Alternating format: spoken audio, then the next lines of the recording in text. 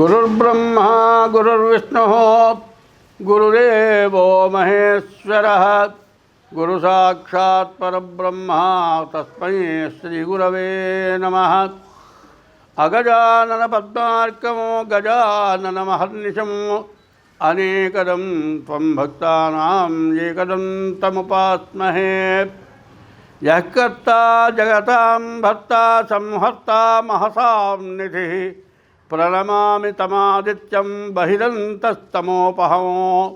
यः कर्ता జగత్తు మొత్తానికి కర్త భగవంతుడు, సంహర్త అందరినీ సంరక్షించేవాడు కూడా ఆయనే, మహసాం నిధి అందరికీ నిధి, కావాల్సినవన్నీ ఆయన దగ్గర ఉన్నాయి. మహసాం నిధి ప్రణమామి తమాదిత్యం, ఆ సూర్యభగవానుడికి నమస్కారం చేస్తున్నాం.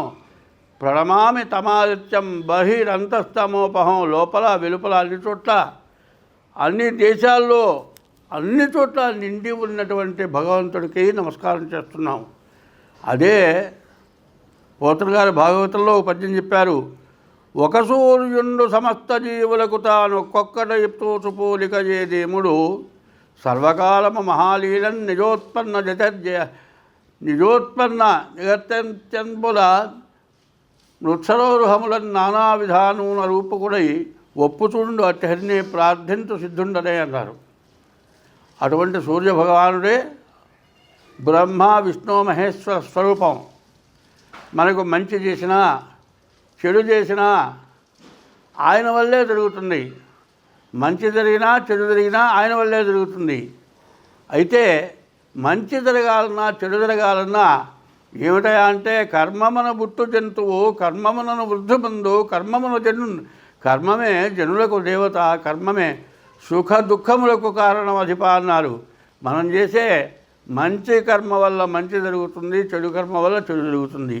అందులో ఈ సంవత్సరం క్రోధినామ సంవత్సరం, క్రోధంతో కూడుకున్నది. నవనాయకుల్లో 9 మందిలో 7 పాపలు, 2 శుభులైనారు. అందువల్ల ప్రతి వాళ్ళకి కూడా సరైనటువంటి సద్బుద్ధి భగవంతుడు ఇవ్వటం లేదు. దానివల్ల రకరకాలైన అల్లకల్లోలాలు వస్తున్నాయి. పశ్చిమ బంగాల్లో ఒక అమ్మాయిని చంపారు అంటే ఎవరో చంపారు అనుకోవటం కాదు, ఉన్నటువంటి దేశంలో ఉన్నటువంటి యొక్క ఉపద్రవాల వల్ల జరుగుతున్నాయి. సరే అది అట్లా అనుకోండి, ఎవరో చంపారు, అది వదిలేసేయండి. ఇప్పుడు తెలుగు దేశాల్లో మరి తెలంగాణ ఆంధ్రాలో విపరీతమైన వరదలు వచ్చి ఎంతోమంది చచ్చిపోయిందో బాధపడుతున్నారు. ఇవన్నీ జరగడానికి కారణం ఏంటి? మనం చేసుకున్నటువంటి దుష్కర్మ. సత్కర్మ చెయ్యాలి, సత్కర్మ చేస్తేనే మనం బాగుంటాం. చాలామంది జాతకాలు అడుగుతున్నారు. జాతకాల్లో చెప్పింది కాదు, బాధలు పోగా కొత్త బాధలు వస్తున్నాయంటున్నారు. జ్యోతిష్యం సరిగ్గా లేదేమో అంటున్నారు, సరిగ్గా చెప్పలేదేమో అంటున్నారు, పూజలు సరిగ్గా చేయలేదేమో అంటున్నారు, జపాలు సరిగ్గా చేయలేదేమో అంటున్నారు. కాదు, జ్యోతిష్యం అనేది పూర్వజన్మ దుష్కృతం వల్ల వచ్చేటువంటి బాధల్ని పోగొట్టేది జ్యోతిష్యం. మరి ఇప్పుడు మనం పుట్టిన తర్వాత చేసేటువంటి దుష్కర్మలు, చెడు పనుల వల్ల వచ్చేది వచ్చే జన్మకు అనుభవించాల్సింది. కాబట్టి ఇప్పుడే కొంత 3 వంతులు అనుభవిస్తూ ఉన్నాం. దానివల్ల రకరకాలైన బాధలు వస్తున్నాయి. కాబట్టి జ్యోతిష్యంతో పాటు దైవాన్ని పూజించాలి. దైవే బలే దుర్బలే అన్నారు. దైవ బలం లేకపోతే దుర్బలులు తాత. అందువల్ల జాతకం చూపించుకోవాలి. ప్రతి వాళ్ళు కూడా జాతకం చూపించుకోవాల్సిందే.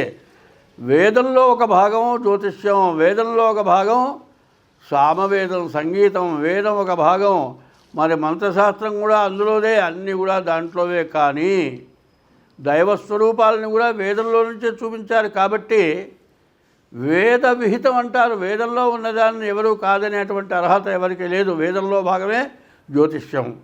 జ్యోతిష్యం అనేది సాముద్రికం అనేవి 2 ఉన్నాయి.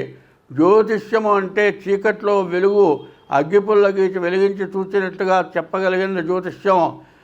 సాముద్రికం అంటే సముద్రపు అవతల ఒడ్డు కనపడదు, అట్లాంటి అవతల ఒడ్డును చూచినట్లుగా సాముద్రికం చూసి చెప్పగలిగింది సాముద్రికం. ఇటువంటిది కావాలంటే దైవబలం కావాలి. దైవబలం కలిగి జ్యోతిష్యం చెప్పాలి. అందువల్ల ఈ జ్యోతిష్యం చెప్పేటువంటి వాళ్ళు దైవబలం కలిగి దురాశ లేకుండా సత్య ధర్మాలకు కట్టుబడి ధర్మో రక్షత ధర్మాన్ని మనం రక్షిస్తే ధర్మం మనల్ని రక్షిస్తుంది. కాబట్టి ధర్మ పదాన్ని అనుభవించాలి. ఈ ధర్మాన్ని మనం అనుభవించడం అంటే హిందూ దేశంలో సంస్కృత భాష సంస్కరింపబడిన భాష సంస్కృత భాష. సంస్కృత భాషలో నుంచి ఈ జ్యోతిష్యం వచ్చింది. సంస్కృత భాషలో నుంచి హిందీ వచ్చింది. సంస్కృత భాషలో నుంచి తెలుగు వచ్చింది. సంస్కృత భాషలో నుంచి కన్నడ వచ్చింది. ఇన్ని భాషలు కూడా ఈ 4 భాషలు కూడా సంస్కరింపబడినటువంటి భాషలు. ఇటువంటి భాషల్లో ఇన్ని రకాల మార్గాలు ఉన్నాయి. కాబట్టి ప్రతి దోషానికి కూడా దైవ పూజలు ఉన్నాయి. కాబట్టి మీ గ్రహ దోషాలే కాకుండా దైవానికి సంబంధించిన పూజలు ఉంటాయి. అటువంటి పూజలు ప్రతి నెలలో కూడా మా చేత చేయబడతాయి. కాబట్టి మీ జ్యోతిష్యం చూపించుకోవడమే కాక మీ జాతకంలో ఉన్న దోషానికి ఏ పూజ చేస్తే మీ దోషం పోతుంది అనేది తెలుసుకొని మీరు ఆ ద్వారా మీరు పూజలు చేసుకోవడం చాలా మంచిది.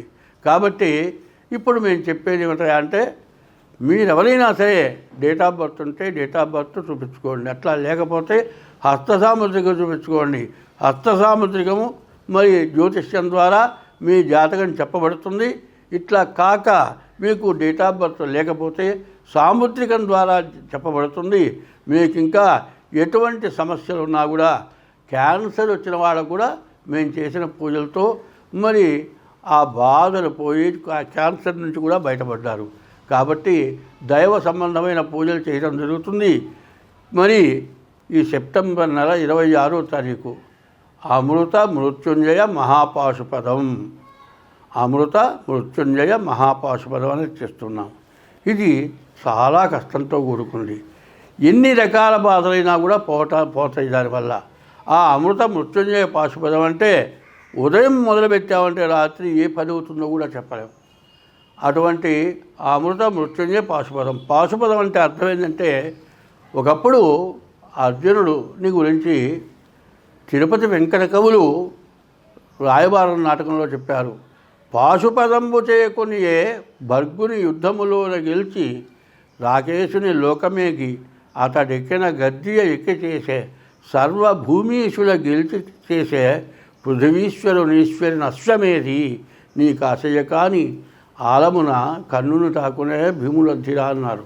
అంటే ఇది పాశుపదాస్త్రం అంటే ఈశ్వరుడు అర్జునుడికి మెచ్చి ఇచ్చాడు. అర్జునుడికి మెచ్చి ఇచ్చినటువంటి పాశుపదంతో ఇంద్రలోకానికి వెళ్ళి ఇంద్రుడిని గెలిచాడు.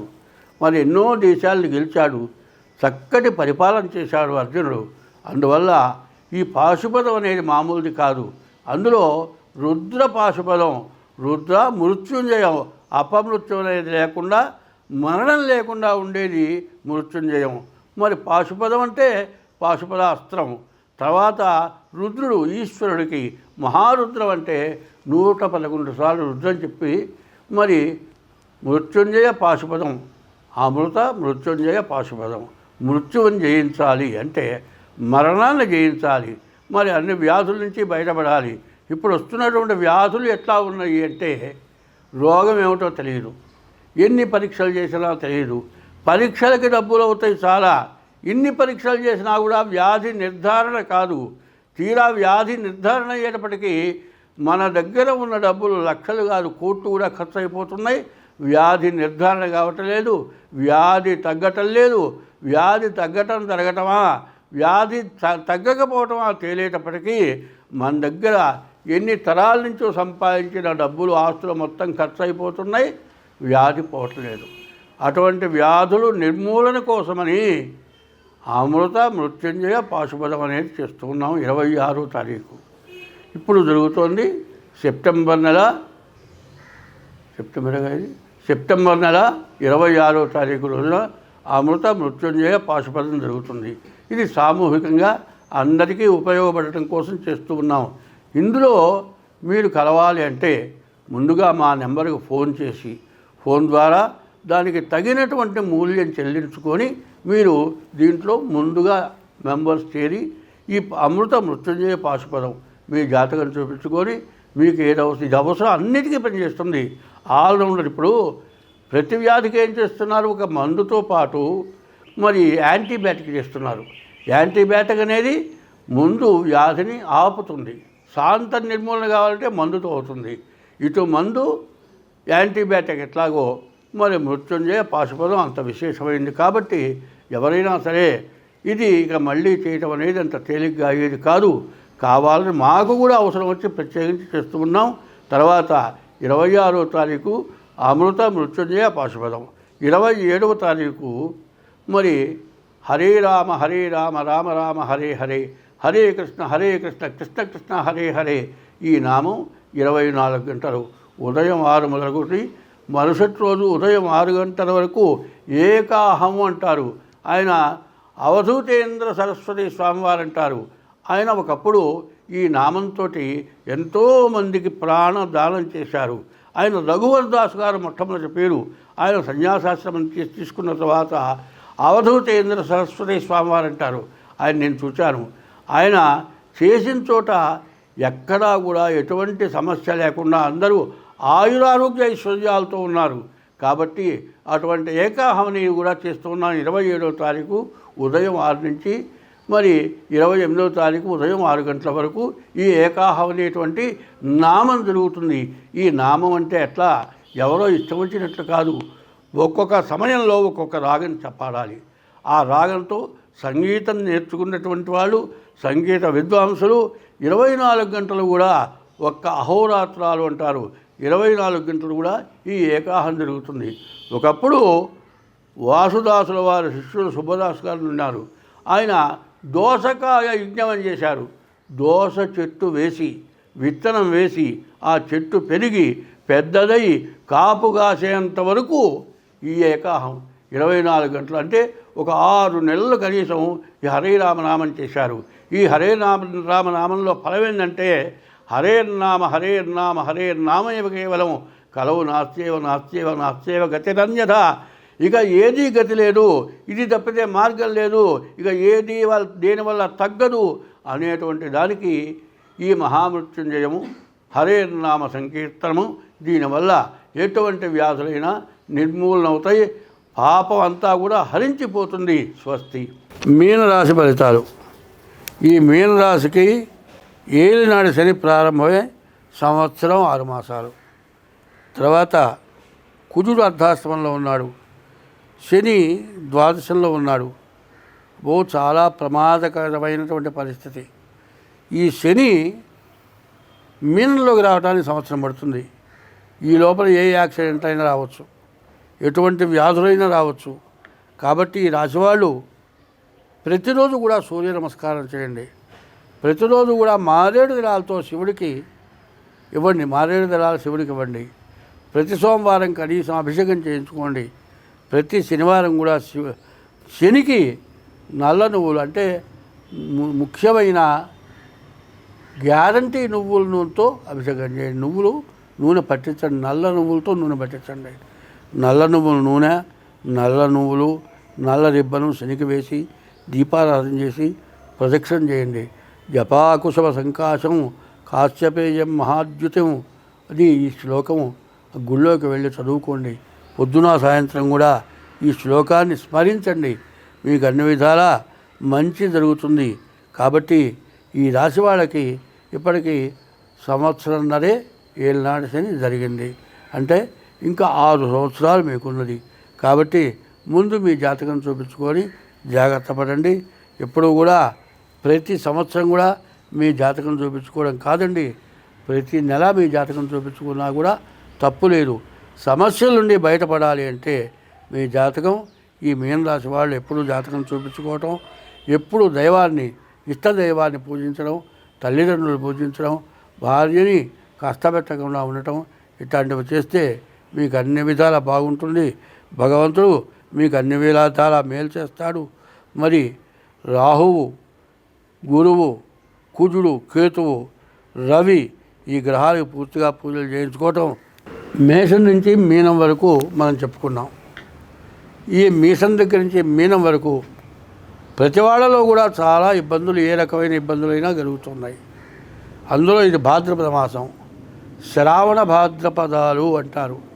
ఈ శ్రావణ భాద్రపదాలు కష్టాలకి, ఇబ్బందులకి ప్రమాదాలకి బాగా ఉపయోగపడేటువంటి సమయం. ఇటువంటి సమయంలో ఎప్పుడు కూడా దైవాన్ని నమ్మాలి, జాతకాన్ని నమ్మాలి, జ్యోతిష్యం చూపించుకోవాలి, దైవాన్ని పూజించాలి. ప్రతిరోజు కూడా దైవ దర్శనం చేసుకోవాలి. శ్రావణ మాసం అమ్మవారి పూజ, భాద్రపద మాసం వినాయకుడు పూజ. ఈ వినాయకుడు పూజ మట్టితో చేసినటువంటి వినాయకుడు, మరి బంగారం పెట్టి బొడ్డుకి వినాయకుడిని పూజించండి. ప్రతిరోజు కూడా వినాయకుడు భోజన ప్రియుడు. ఏదో ప్రసాదం చేసి అందరికీ ప్రసాదం పెట్టండి. ఈ ఏలినాటి శనిలో ఎవరైతే వినాయకుడు పూజ ఈ 9 రాత్రులు, నవరాత్రులు అంటారు, 9 రాత్రులు గణపతి పూజ ఎవరైతే చేస్తారో, మేషం దగ్గర నుంచి మీనం వరకు ఈ రాసుల వాళ్ళకి అందరికీ కూడా ఎటువంటి ఇబ్బంది కలదు. ఈ బుధుడు, ఈ గణపతి ఏంటంటే గణనాథాయ నమః, గణేశాయ నమః, గ్రహ శాసనాయ నమః, గ్రహాధిపతయే నమః అని ఇట్లాంటి నామాలు ఉన్నాయి. గ్రహాలను శాసిస్తారట ఆంజనేయ స్వామి, గణపతి ఇద్దరు కూడా తక్కువ వాళ్ళు కాదు, ఇద్దరు సమానులే. ఉత్తర దేశానికి వెళితే ఇక్కడేమో ఆంజనేయ స్వామికి సింధూరం పూస్తాం, మరి ఉత్తర దేశంలో గణపతికి కూడా సింధూరం పూస్తారు. గణపతి, ఆంజనేయుడు విశేషమైన దేవతలు. వాళ్ళని పూజిస్తే ఎటువంటి దోషాలైనా పోతాయి. ఎవరైనా సరే ఇప్పుడు హనుమాన్ చాలీసా ఎవరైతే ప్రతిరోజు పఠిస్తారో ఏ దోషం ఉండదు. శని దోషం పూర్తిగా పోతుంది. ఒక్కరోజు కూడా మానకుండా ప్రతిరోజు ఏలినాడు శని ఉన్ననాడు కూడా మరి ఈ హనుమాన్ చాలీసా పఠించండి. ఎప్పుడు కూడా మంగళవారం, శనివారం శనిని పూజించండి. మంగళవారం, శనివారం మరి ఆంజనేయ స్వామిని పూజించండి. సోమవారం ఈశ్వరుని పూజించండి. మీకు ఎటువంటి ఇబ్బందులు లేకుండా, ఎటువంటి కష్టాలు లేకుండా భగవంతుడు రక్షిస్తాడు. కాబట్టి 26వ తారీఖు రోజున మరి అమృత మృత్యుంజయ పాశుపదం అనేది జరుగుతుంది. అది బాగా ఖర్చుతో కూడుకుంది. ఉదయం నుంచి సాయంత్రం దాకా జరుగుతుంది.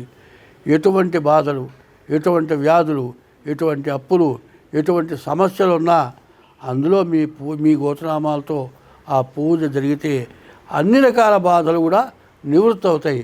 మీరెవరైనా దాంట్లో పాల్గొనదలుచుకున్న వాళ్ళు ఎవరైనా ఉండేట్లయితే మా ఫోన్ నెంబర్కి ఫోన్ చేసి దానికి తగినటువంటి పారితోషికం చెల్లించి ఆ పూజలో మీరు పాల్గొనవచ్చు. స్వస్తి.